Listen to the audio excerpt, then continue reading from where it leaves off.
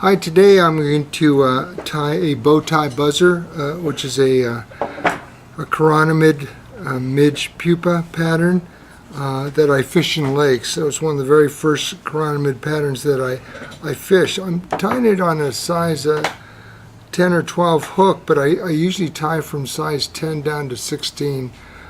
Usually at the end of the season, the chironomid pupas are a little bit smaller. I'm using a Tiemco 2302 hook. I'm using 140 denier Danville black thread. I like to use the thicker thread. It helps me to wrap a body quicker to cover up the materials that I'm going to be applying to the hook, and gives you a better overall appearance. I'm going to use some small silver wire that I'm going to use for the rib, and I'm going to tie that on towards the side facing me. I'll just tie it on. I'm going to also tie on a piece of white polyester yarn that I've divided into the strand into fourths, and I'm just going to use a fourth of the diameter of the yarn. I'm going to take and grasp both of the materials I've tied in the poly yarn, and I'm just going to very carefully wrap my thread back in touching wraps to try to cover up as much of the material so that you don't see it as possible. Oftentimes with using this type of thread, if you take your bobbin and you spin it counterclockwise, it will flatten the thread out, and you can actually cover more ground by wrapping this thread out because it flattens out and covers the material a little bit faster than you would if you were just had a tight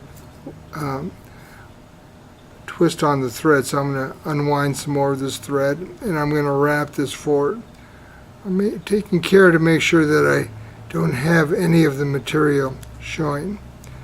Then I will grasp the silver wire. And one thing that I notice about chironomid pupas is when you rib these pupas, don't rib them closely together. Evenly space the wide space the wraps. It will imitate more of what the actual segmentation of the chironomid looks like. So it's not a close wrap. It's more spaced out. I'll bring it up to the front, take a couple wraps, tie it off a locking wrap in front, and then I'll just simply take and helicopter the wire off. I'm going to take the poly yarn and I'm going to cut this very, very short. Okay. Do not discard this yarn. You're going to use it later on for the breathing structure. I'll take about 4 strands of peacock herl. I've trimmed the tips off, and I'm going to attach this. This is going to be the thorax of the chironomid. I'll make sure it's tied in tightly, and then I'm just going to take and wrap the peacock herl around my thread. This will help strengthen the thread. And then I use my rotary function on my vise, or you can just wrap it around the hook shank. I'm going to create this bulbous little thorax that is very common on all of the chironomids that you'll see. This thorax area houses the legs and the wings of the midge. I'm going to trim the excess off here. Clean this area up a little bit. Then I'm going to take the yarn and I'm going to tie the yarn in and then twist it around very much like you would tie a spent wing type of pattern. I'm going to turn my vise towards me so I can see this a little bit easier. And then I'm just going to tie this in spent wing style here.